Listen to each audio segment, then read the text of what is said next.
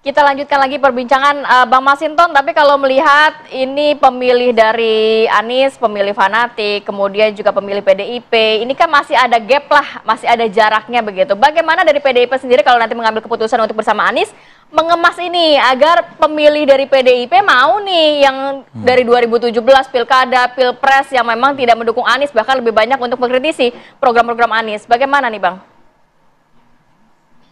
Ya, jadi kalau sudah diputuskan itu kan nanti masyarakat oh iya toh, artinya mereka akan melihat secara pasti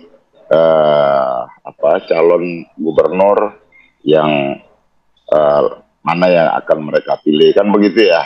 Nah artinya apa? Ya. Nah nanti ya tugas partai menjelaskan kepada masyarakat juga teman relawan ya kenapa kemudian memilih A, memilih B, kan begitu ya.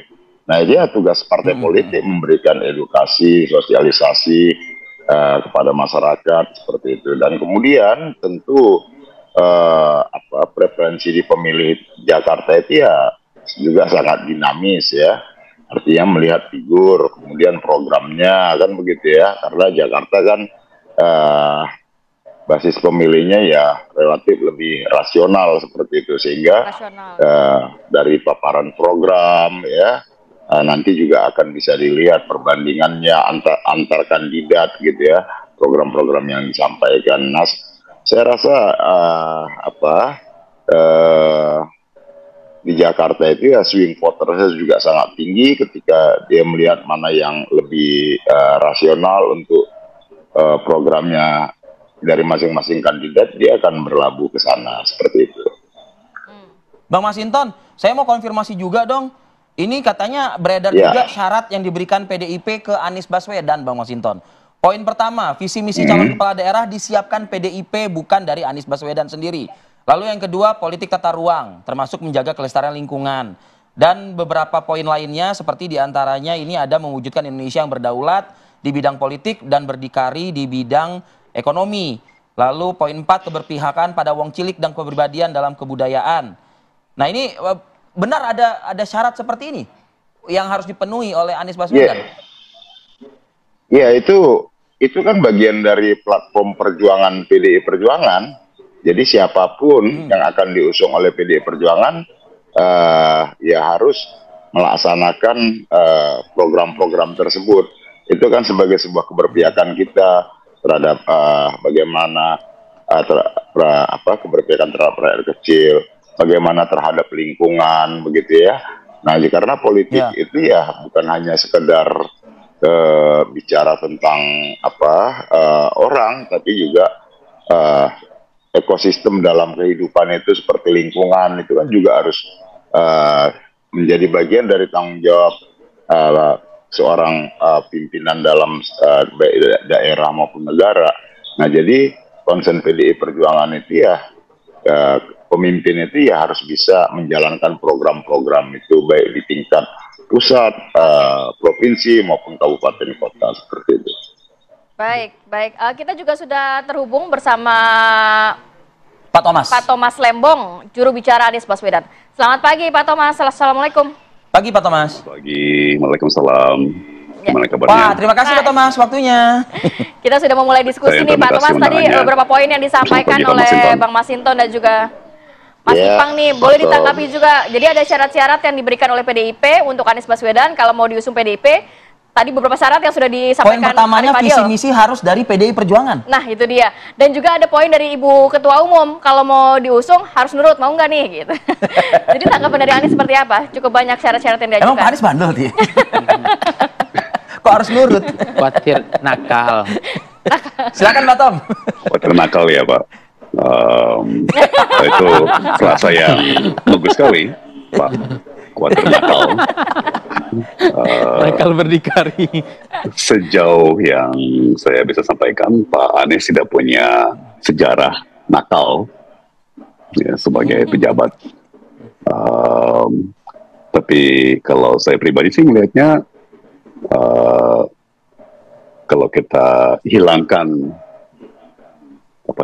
gaya tulis atau gaya bicara yang bombastis, ya, itu kan syarat-syarat yang lumayan standar.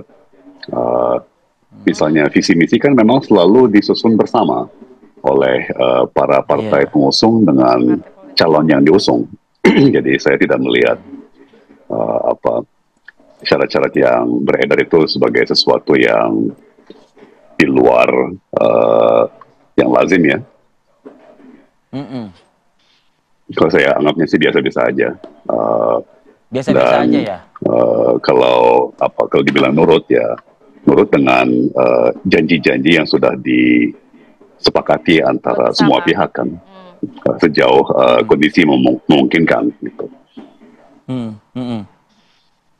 Oke, selain itu juga kalau kita melihat tadi juga sempat dibahas terkait dari basis pemilih dari Anies Baswedan sendiri, Pak Tom. Kita tahu bahwa basis pemilih antara Anies dan juga PDIP ini nampaknya agak susah disatukan. Satu Islam konservatif, kemudian juga satu nasionalis begitu ya.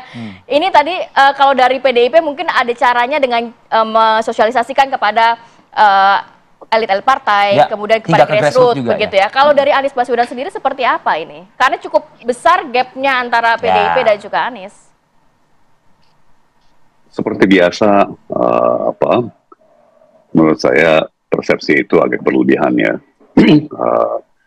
Kalau kita lihat data dan fakta, kan faktanya PDIP juga punya basis yang kuat di antara umat ya sebetulnya ya. Dan Pak Anies juga punya basis yang kuat antara sebagai contoh non-Muslim ya kan, dan minoritas yang etnis ya. Jadi mungkin memang di era sekarang, di era medsos yang menonjol itu adalah kalangan-kalangan yang lebih vokal atau lebih militan ya. Apakah itu di spektrum kiri atau spektrum kanan ya. Tapi kalau kita lihat realitanya sebetulnya PDIP dan Pak Anies besar sekali overlapnya ya istilahnya, jadi banyak kesamaan atau banyak kesinambungannya. Nah, tapi sejauh memang ada kekuatan branding ya, PDIP di tema-tema nasionalisme ya kan, keberpihakan kepada rakyat kecil, sementara Pak Anies punya misalnya branding kuat di antara umat ya, itu bagi saya sebuah peluang yang luar biasa untuk bisa mempersatukan elemen-elemen terbaik daripada kedua pihak ya kan. PDIP tentunya punya sejarah yang hebat, yang luar biasa ya, dari zamannya represi Orde Baru ya, sampai sempat 10 tahun menjadi oposisi yang sangat baik di eranya kepresidenan Pak SBY, Pak Yudhoyono. Dan saya kira Pak Anies juga punya sejarah yang luar biasa. Waktu nyalon sebagai gubernur di 2017, tentunya sebuah proses yang sangat sulit, tapi juga 5 tahun menjabat gubernur dalam posisi oposisi juga. Ya. Jadi ini peluang untuk mempersatukan elemen-elemen terbaik daripada kedua belah pihak. Oke. Saya masih merelate yang disampaikan oleh Ratih tadi, Pak Thomas Lembong. Ini kita bicara soal kans pemilih begitu ya.